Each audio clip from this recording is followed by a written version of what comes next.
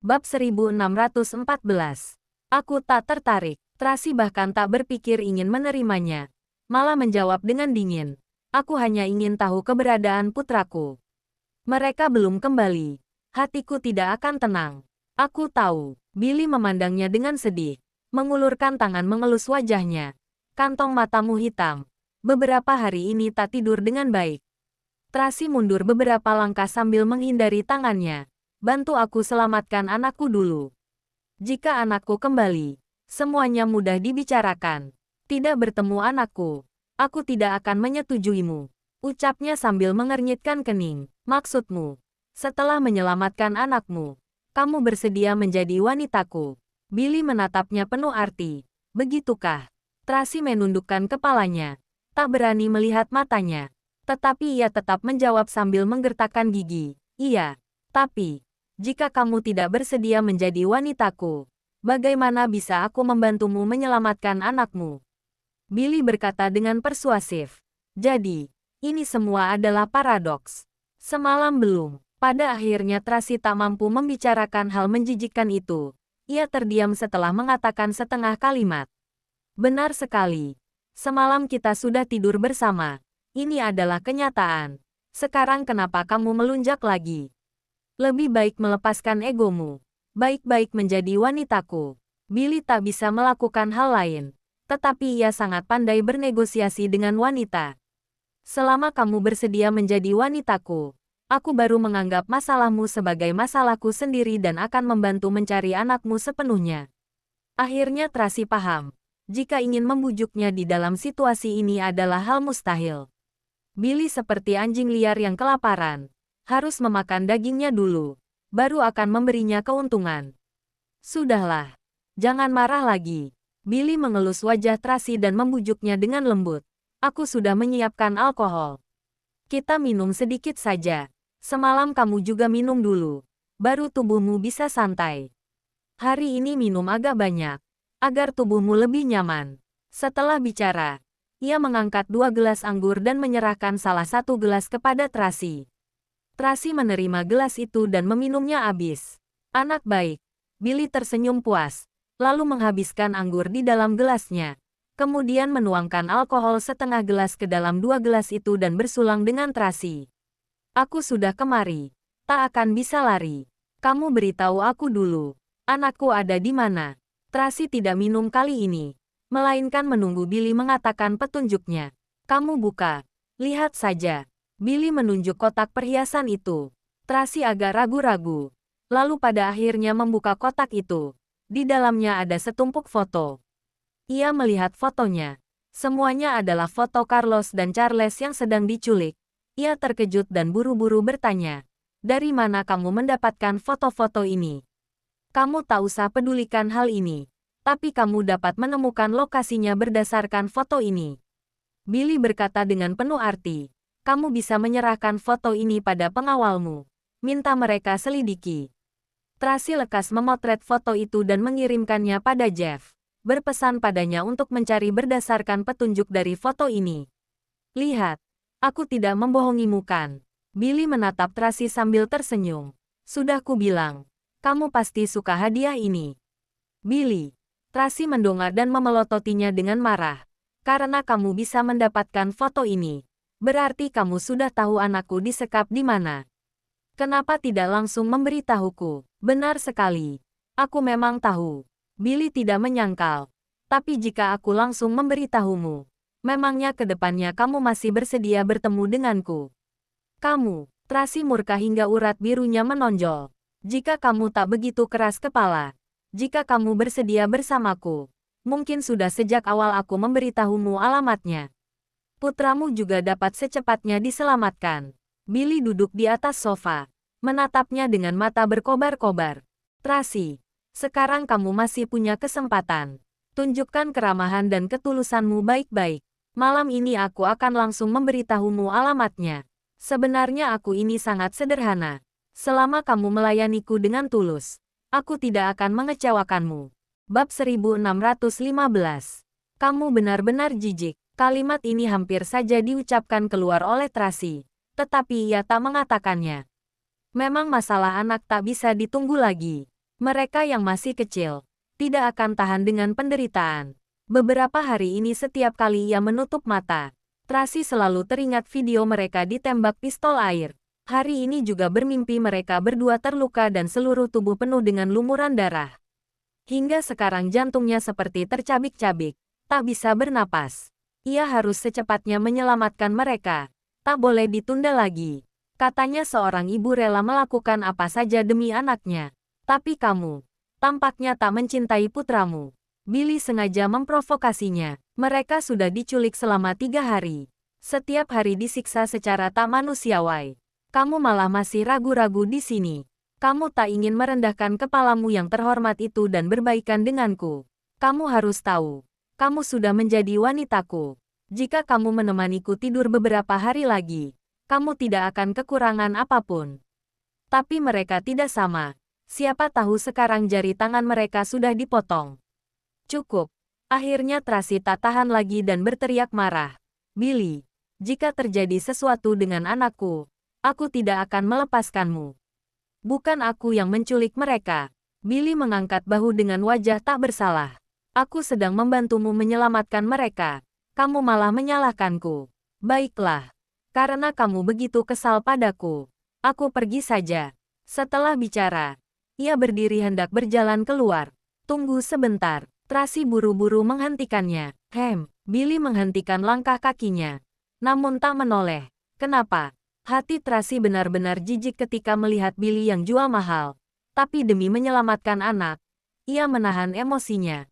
Setelah malam ini, kamu harus memberitahuku alamat detailnya. Ketika bicara, ia hendak menaruh obat di dalam gelas. Tetapi lemari alkohol di sampingnya ada cermin. Segala tindakannya dapat terlihat oleh Billy. Jadi, dia pun menyerah. Selama kamu menurutiku, itu tidak masalah. Billy membalikkan badan dan menatapnya dengan dalam. Kamu tahu, yang kuinginkan hanya kamu. Aku pergi mandi. Tracy masuk ke dalam kamar mandi dengan lemas. Benar-benar anak baik. Dalam seketika, alis Billy terangkat dan bersukacita. Cepat mandi, aku akan menunggumu. Setelah bicara, ia mulai melepaskan pakaiannya dengan gembira. Tracy tiba di kamar mandi dan memandang dirinya di cermin.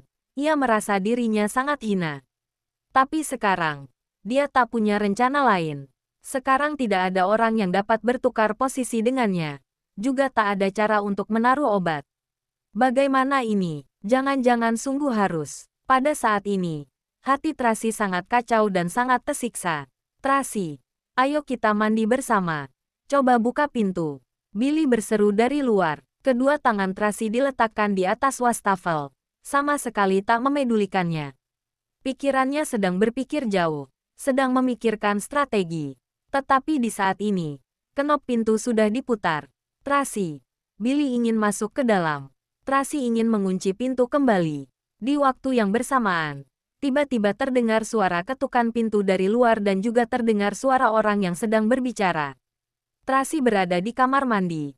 Sama sekali tak mendengar dengan jelas. Billy sangat bersikap waspada. Ia lekas membuka pintu. Apa kamu bilang? Orang dari keluarga Amberson datang. Pengawal lekas berkata, sudah tiba di lantai bawah. Siapa? Samuel. Jelas sekali. Billy agak panik. Mobil keluarga Amberson. Jaga bagian lift. Jangan biarkan mereka kemari. Setelah Billy bicara, ia buru-buru kembali ke kamar dan mengetuk pintu kamar mandi. Tracy, Tracy. Tracy lekas membasahi tubuhnya. Seolah ia sungguh-sungguh telah mandi. Lalu ia berjalan membuka pintu. Kenapa? Aku belum selesai mandi. Billy melihat tubuhnya yang basah. Seluruh tubuh Tracy menunjukkan godaan tak tertahankan yang membuatnya menggila. Tetapi dengan cepat ia sadar. Orang dari keluarga Amberson datang. Cepat pergi, ucapnya dengan buru-buru. Bab 1616. Tracy agak tertegun. Tapi, alamat. Lain kali aku beritahu. Billy sangat panik. Ia mendorong Tracy keluar. Kamu pergi dulu. Jika bertemu mereka, akan jadi masalah besar. Masalah besar apa? Tracy tahu apa yang dia takuti. Jadi dia bersikeras tak pergi. Palingan kita sama-sama, Tracy. Kamu beritahu alamatnya dulu. Baru aku pergi. Tracy bersikeras duduk di atas sofa. Jika tidak, aku tidak akan pergi. Kamu, Billy hampir gila dibuat kesal olehnya. Jika aku jatuh, kamu juga jatuh. Apa kamu tidak berpikir, jika Samuel melihatmu di sini, bukankah ia akan meminta orangnya untuk segera membunuh putramu? Ketika mendengar ucapan ini, raut wajah Tracy berubah. Tetapi dengan cepat ia kembali tenang. Ia tidak akan berani. Jika ia membunuh anakku sekarang, maka di tangannya sudah tidak ada kartu AS lagi. Ia dapat membunuh satu dan menyisakan satunya lagi. Billy tersenyum dingin. Meskipun hanya ada satu anak di tangannya, kamu juga pasti akan tetap mendengarkannya. Kamu, Tracy tak bisa membalas ucapannya. Terpaksa berdiri dan pergi. Cepat, Billy mengantarkannya keluar. Baru saja mengulurkan tangan ingin membuka pintu. Terdengar suara panik pengawal dari luar pintu. Tuan Samuel, Anda tak boleh masuk. Tuan Samuel, raut wajah Billy berubah. Ia lekas menarik Tracy kembali dan berbisik padanya. Sembunyi di kamar mandi, cepat. Tracy menyorotinya dengan buruk, tapi ia juga terpaksa bersembunyi di kamar mandi. Billy buru-buru menukar baju. Pintu kamar sudah terbuka karena ditendang oleh orang. Billy terkejut, tetapi dengan cepat menyunggingkan senyuman menyapanya. Presdir Samuel, kenapa Anda kemari? Kenapa? Tak berharap aku datang. Samuel masuk ke kamar. Sepasang mata tajam mencari sesuatu di sekitar. Di dalam kamar mandi, Tracy sedang menguping di balik pintu. Ini pertama kalinya ia berjumpa dengan Samuel begitu dekat. Sayangnya dipisahkan oleh pintu, jadi tak bisa melihatnya dengan jelas. Samuel bicara bahasa-bahasa mereka dengan lancar. Suaranya pun penuh karisma. Bagaimana mungkin? Billy tersenyum. Lalu lekas menyambut. Nona Amberson juga datang. Tracy tertegun. Nona Amberson. Friska Amberson. Atau Presdir Daniel. Lama tak bertemu. Sebuah suara familiar terdengar. Masih tetap anggun dan lembut. Ternyata Friska Amberson. Tracy yang berada di kamar mandi merasa aneh. Ia teringat beberapa saat yang lalu. Friska baru meneleponnya.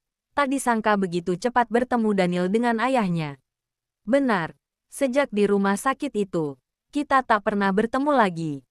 Ketika Billy bertemu Friska, jelas sekali suaranya agak dikontrol. Benar-benar mirip Daniel. Tubuhmu sudah baikan? Friska bertanya dengan penuh perhatian. Sudah, Billy berkata dengan sungkan. Terima kasih atas perhatian Nona Friska. Kita adalah teman lama. Tak perlu bersikap sungkan. Suara Friska sangat lembut. Tetapi juga ada pengujian tersembunyi. Tapi Presdir Daniel, aku lihat keadaanmu sekarang sudah jauh lebih baik dari sebelumnya. Waktu itu penyakitmu benar-benar serius.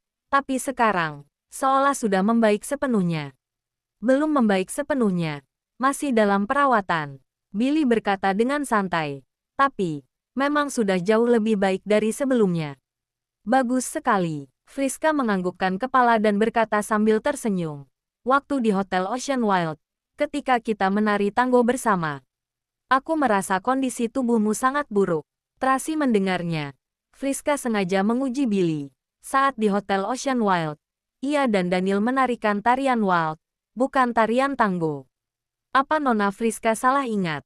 Billy sudah penuh persiapan. Sama sekali tak termakan umpan. Waktu itu, kita menarikan tarian wild. Friska tampak terkejut. Waktu itu berkat bantuanmu berakting denganku, berhasil menarik keluar pelaku utama yang menjatuhkan vas bunga. Billy mengetahui kejadian sebelumnya dengan baik. Sama sekali tak termakan umpan. Bab 1617. Baik, tak disangka kamu masih ingat. Friska agak tertegun seolah sadar dirinya terlalu banyak berpikir. Ia tak berani mencurigai Daniel lagi. Tentu saja ingat. Billy tersenyum ringan. Aku selalu ingat setiap momen bersamamu. Friska tak menjawab. Suasananya agak sedikit ambigu. Di dalam kamar mandi, Tracy mengernyitkan kening. Jangan-jangan Samuel pernah mengatakan kepada Billy sebelumnya. Tapi, kenapa ia membantu Billy menipu putrinya sendiri? Di saat ini, Samuel batuk beberapa kali dan tersenyum. Aku masih ada urusan. Aku pergi dulu. Kalian ngobrollah pelan-pelan. Ayah, Friska merasa tak aman. Anak baik, nada bicara Samuel ada sedikit tekanan. Presdir Daniel sudah bercerai.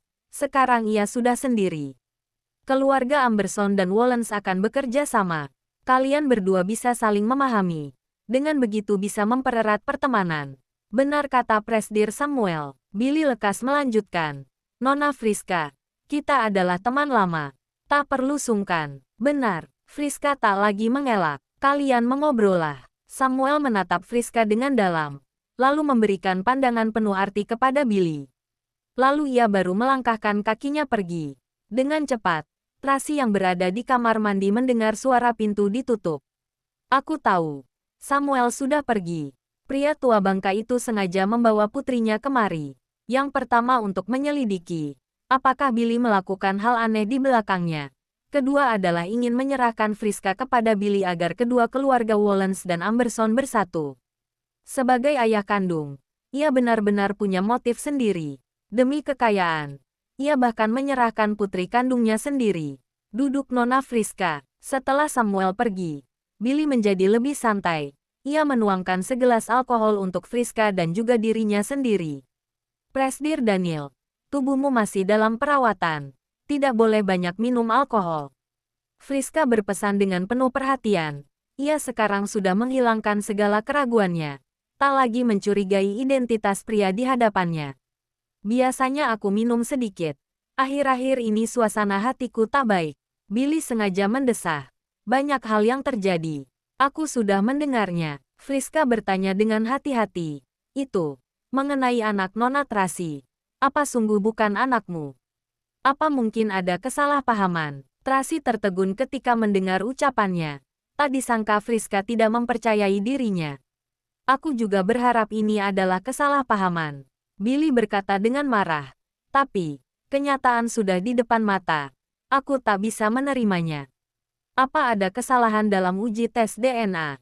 Friska bertanya lagi. Aku merasa, uji tes DNA dipantau sendiri oleh Paman Sanjaya dan Direktur Tony. Tidak mungkin ada kesalahan. Billy menyela ucapannya dan sengaja bicara dengan sedih. Lebih baik jangan bicarakan hal ini. Sudah berlalu. Maaf. Friska mengalihkan topik. Jadi, kamu dan Nona Tracy sungguh sudah putus. Sudah cerai. Menurutmu, ketika Billy berbicara, ia melirik sekilas ke arah kamar mandi. Ia tahu Tracy mendengar. Tetapi di situasi saat ini, ia tak punya cara lain. Karena ia juga tahu, Samuel si rubah tua itu belum meninggalkan tempat ini. Ia pasti sedang mengawasi pergerakan di kamar dari luar. Siapa tahu ia menaruh alat penyadap di tubuh putrinya. Jadi si rubah tua itu bisa mendengar dengan jelas isi percakapan mereka. Baiklah, Friska tidak merasa senang. Melainkan suasana hatinya sangat rumit. Aku mengira, kalian sungguh saling mencintai. Dulu saling mencintai. Tapi ia telah mengkhianatiku dan melukaiku. Menurutmu, apa aku masih bisa mencintainya? Billy menggertakkan gigi saat berbicara. Ia takut Tracy keluar dari kamar mandi. Selain itu, Tracy sama sekali tidak bersikap impulsif. Ia hanya merasa kemunafikan pria ini sungguh mengerikan. Bab 1618. Benar juga, Friska mendesah lagi dan menghiburnya. Orang akan selalu sadar dan kembali pada waktunya. Billy tak bicara. Lanjut minum alkoholnya. Sekarang ia hanya dapat menggunakan cara ini untuk menyembunyikan perasaannya. Agar ia tak menyinggung dua wanita karena kata-katanya yang salah. Jangan minum terlalu banyak. Friska mengingatkannya dengan lembut. Kesehatanmu masih belum pulih sepenuhnya. Tubuhku sangat sehat. Billy tersenyum pahit. Nona Friska, mari temani aku minum. Ini, awalnya Friska agak ragu-ragu. Tetapi melihat suasana hatinya yang tampak lesu, ia tak tega padanya. Pada akhirnya mengangkat gelas alkohol itu. Kedua orang itu minum sambil mengobrol. Tak terasa sudah minum habis 2 botol anggur. Biasanya Billy sangat kuat minum. Minum sedikit anggur bukan apa-apa baginya. Tetapi entah kenapa, sekarang ia merasa tubuhnya sangat panas. Ketika melihat Friska di hadapannya, rasanya muncul suatu hasrat pria. Sedangkan Friska, sebenarnya tidak minum terlalu banyak. 3-4 gelas anggur sama sekali tak mempengaruhinya. Namun, sekarang ia juga mulai sulit bernapas. Pandangannya agak buram. Ia memandang Daniel dengan penuh kasih sayang dan bergumam pelan. Presdir Daniel, Presdir Daniel. Jangan memanggilku Presdir Daniel. Billy duduk semakin dekat dengannya hingga menyentuh Friska. Ia merangkul Friska dalam pelukannya. Bibir tipisnya menyentuh kening Friska yang panas, seperti air hujan menetes wajahnya. Friska menatap Daniel di hadapannya adalah pria yang ia cintai selama ini. Hatinya bergejolak seolah disihir. Ia mengulurkan tangan mengaitkan lehernya dan menciumnya dengan sukarela. Billy tak lagi menahan diri. Ia menekan Friska di sofa dengan lancang. Di dalam kamar mandi, Tracy yang mendengar suara aneh ini mau tak mau wajahnya memerah. Ia tahu Billy adalah pria tak tahu malu. Tetapi tak disangka Friska pun begitu cepat tenggelam dalam ucapannya. Baru minum anggur sedikit. Kenapa sudah? Tracy mengernyitkan kening. Ia agak ragu. Apakah harus keluar untuk menghentikan mereka atau tidak? Hal seperti ini memang tak seharusnya ia ikut campur. Tetapi bagaimanapun juga, Friska selalu membantunya. Ia tak bisa melihatnya ditipu begitu saja. Ketika memikirkan ini, Tracy hendak menghentikan mereka. Tetapi baru saja ia membuka pintu. Ada sebuah tangan besar menggunakan sapu tangan menutup hidungnya. Sebuah aroma tajam tercium. Kemudian di hadapannya muncul sebuah wajah dingin. Lalu Tracy pun pingsan secara perlahan-lahan. Orang itu menyeret Tracy dari balkon. Di atas sofa, kedua orang yang sedang berciuman berapi-api, sama sekali tak menyadari keadaan sekitar. Pria dengan bekas luka pisau menggendong Tracy di pundaknya, lalu dengan cepat kembali ke kamar sebelah dan melemparkannya ke lantai dengan kasar. "Tuan, orangnya sudah kubawa." Samuel sedang duduk di atas sofa sambil merokok. Ketika melihat Tracy yang tak sadarkan diri, ujung bibirnya terangkat senyum menyeringai. "Ingin melawanku? Kamu masih lemah." Nona kedua dan Billy itu sudah. Pria dengan bekas luka pisau melapor. "Bagus sekali." Samuel tersenyum bangga. Setelah mereka tidur, maka mereka akan segera menikah. Kemudian, hehe. "Selamat, Tuan." Beberapa pengawal di belakangnya memberi selamat. "Bagaimana dengan wanita ini?" Pria dengan bekas luka pisau bertanya. "Dibunuh. Hadiah untuk kalian." Samuel menghembuskan asap cerutu, lalu berdiri ingin meninggalkan tempat itu. "Terima kasih, Pak." Beberapa pria mesum itu mendekat. Ketika ingin mengulurkan tangan menarik baju Tracy, tiba-tiba ponsel Tracy bergetar dan jatuh ke atas lantai. Tampilan ponsel menunjukkan kakak. "Di saat ini, kakakmu tak akan mampu menyelamatkanmu." Seorang pria mesum menendang ponsel itu. "Tunggu sebentar." Samuel langsung berubah pikiran ketika mendengar ucapan itu. "Lepaskan." Sebelum ucapannya selesai, Tracy tiba-tiba membuka mata. Satu kakinya menendang pria malang di hadapannya, lalu merebut pistol dari pinggang pria itu dan berseru marah. Semuanya menyingkir. Jangan lupa like, komen, and subscribe ya. Terima kasih. Tunggu terus kelanjutannya.